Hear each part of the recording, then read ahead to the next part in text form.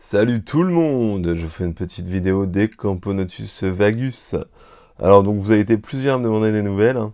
Donc je vous fais une petite vidéo pour vous montrer l'évolution des Camponotus vagus.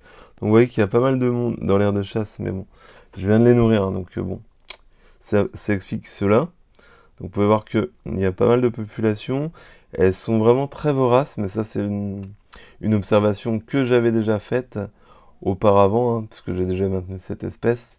Elles sont voraces, c'est vraiment une espèce qui n'est pas compliquée et qu'on peut conseiller franchement aux débutants. Même la fondation, elle n'est pas forcément plus compliquée que ça, il faut juste du calme et un petit peu de nourriture pour la gine. Et généralement, vous avez votre ouvrière sous un mois et demi, quoi. Sans problème. C'est une espèce qui sème en général en avril-mai. Et on trouve effectivement des gines qui sont assez grosses. Et en général, une fois que vous avez votre gine, vous la mettez en tube au calme avec un peu de nourriture et elle fond assez rapidement, comme je vous dis en général, sous un mois et demi, vous avez votre ouvrière. Donc, je vais vous montrer un petit peu la colonie. Donc, j'ai pas mal de couvains qui s'amusent à me mettre dans le tuyau de raccord. Donc, peut-être qu'elles cherchent la chaleur, je ne sais pas. Et on va regarder effectivement au niveau du nid. Donc, elles m'ont stocké pas mal de déchets, pas mal de verres de farine. Donc voilà. Pas mal de verres de farine dans le nid, donc ça c'est un peu plus galère. Après, comme c'est un nid sec, bah, pour les acariens, il y a peu de risque, hein, puisque là vous voyez en plus c'est que des pleurs, hein, qui m'ont mis que des morceaux de peau. Il y a même un grillon, j'ai pas vu.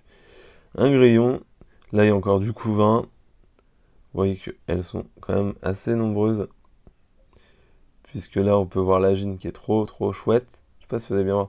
Ouais, on peut voir là, j'ai bien zoomé à fond, alors je sais pas si ça va les rendre bien au niveau visibilité, mais c'est assez poilu, hein, comme espèce.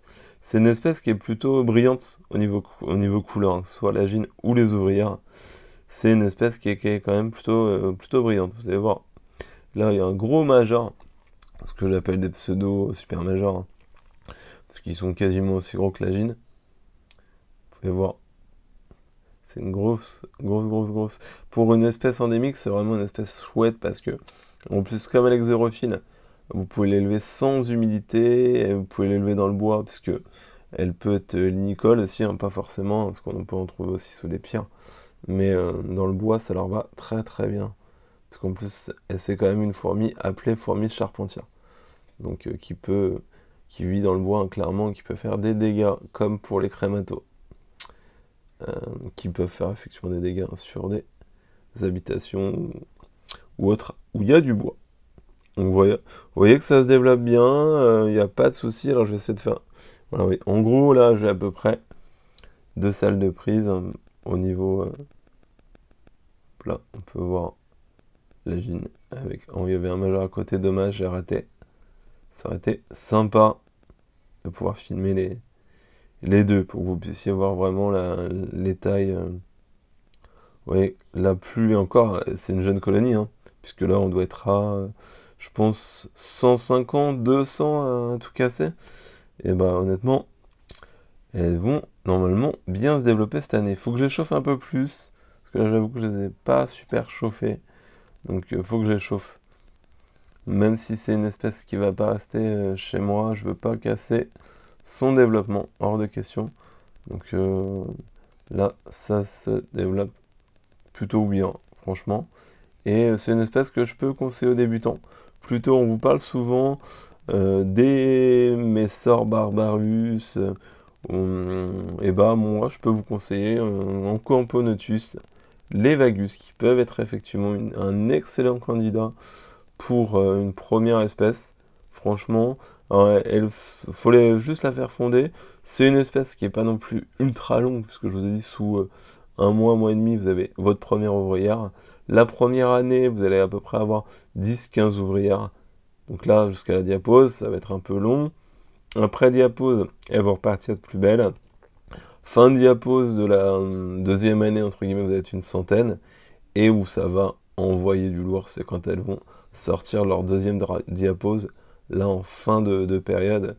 Après, une colonie fait pas l'autre, hein, là vous pouvez voir le fameux genre dont je vous parlais.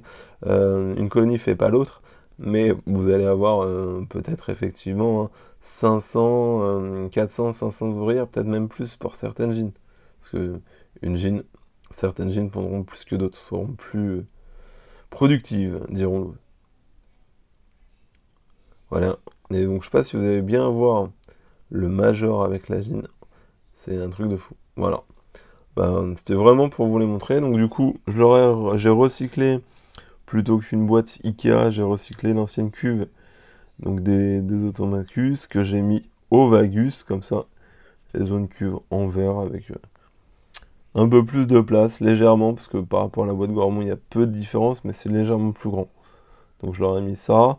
Et vous voyez, c'est très simple au niveau maintenance. Alors, je peux très bien mettre du substrat dans l'air de chasse. Là, je choisis de pas le faire pour un souci de nettoyage. C'est plus facile. Il leur faut juste un gros abreuvoir dans la décès. Enfin, un abreuvoir. De quoi les nourrir avec du liquide sucré, puis des insectes, et puis roule.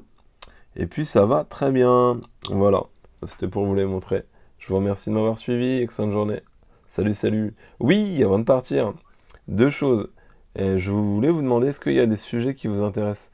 Des choses dont vous voudrez que je vous parle? Est-ce que vous voulez que je vous présente une espèce plus en détail? Est-ce que vous voulez, je sais pas, une astuce par rapport au nourrissage? N'hésitez pas à me le dire en commentaire. Puis n'oubliez pas, nous sommes des simples myrmicologues. Nous élevons des fourmis. Élevons nos fourmis. Partageons. Excellente journée. Salut!